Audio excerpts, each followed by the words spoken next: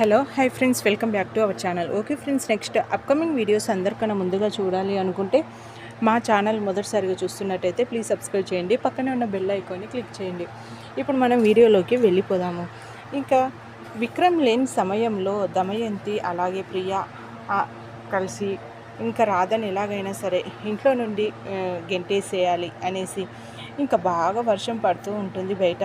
ఇప్పుడు ఈ సమయంలో అయితేనే కానీ తను బయటికి వెళ్తుంది అనేసి ఇంకా కావాలనేసి గొడవ పెట్టేసుకుంటారు రాధ దగ్గర. ఇంకా రాధకి చాలా కోపం వస్తుంది.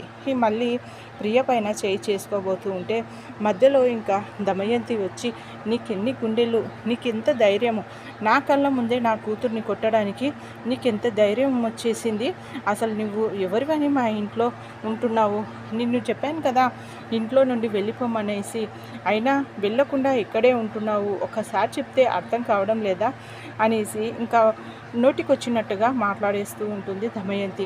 ఇంకా దాంతో ఇంకా తన చేయి పట్టుకొని రాధ చేయి పట్టేసుకొని, పద ఇంట్లో ఒక్క క్షణం కూడా ఇంకా ఉండడానికి వీల్లేదు అనేసి చేయి పట్టుకొని తీసుకెళ్తూ ఉంటుంది. సునంద, నందగోపాల్ ఇంకా అందరూ ఆపుతున్నా సరే అసలు ఆగకుండా ఇంకా తనని తీసుకువెళ్ళి బయటికి గెంటేస్తుంది. ఇప్పుడు ఈ వర్షంలో ఇంకా నువ్వు ఎక్కడికి వెళ్తావో వెళ్ళిపో, అసలు ఇంట్లోకి రావడానికి వీల్లేదు, నా కళ్ళ ముందే నా కూతుర్ని కొడతావా అనేసి ఇంకా మాట్లాడుతూ ఇంకా డోర్ వేసేస్తూ ఉంటే సునంద, వదిన గారు అనేసి అంటే, మీరు ఎవరు డోర్ చేసినా సరే ఇంకా ఈ క్షణంలో తను కాదు మేము కూడా ఇంట్లో నుండి వెళ్ళాల్సి వస్తుంది అనేసి ఇంకా బ్లాక్మెయిల్ చేస్తుంది. దాంతో ఇంకా సునంద ఏమీ మాట్లాడకుండా సైలెంట్గా ఉండిపోతుంది. ఇంకా డోర్ వేసేసిన తర్వాత ఇంకా బయట నించొని వర్షం ఫుల్గా వస్తూ ఉంటుంది. ఇంకా రాధ ఏం చేయాలా అనేసి ఏడుస్తూ నించుంటుంది.